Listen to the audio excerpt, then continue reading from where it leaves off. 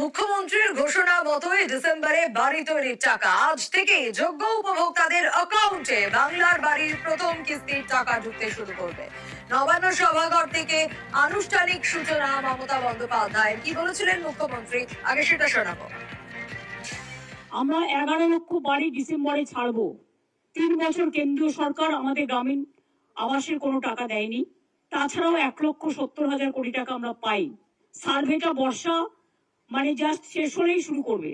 এখনো 50 লক্ষ মাটির বাড়ি বাংলায় আছে। 50 লক্ষ আমরা করতে পেরেছি 13 বছরে।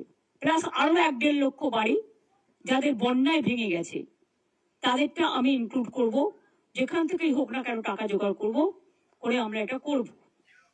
আরো ডিটেইল এ বিষয়ে সোমরাজ জানাতে পারবে। সোমরাজ আমার সঙ্গে রয়েছে। সোমরাজ, ঠিক যেমনটা বলেছিলেন মমতা বন্দ্যোপাধ্যায় মুখ্যমন্ত্রী, ঠিক সেই মতোই প্রতিশ্রুতি রক্ষা এবং আজ থেকেই যোগ্য উপভোক্তাদের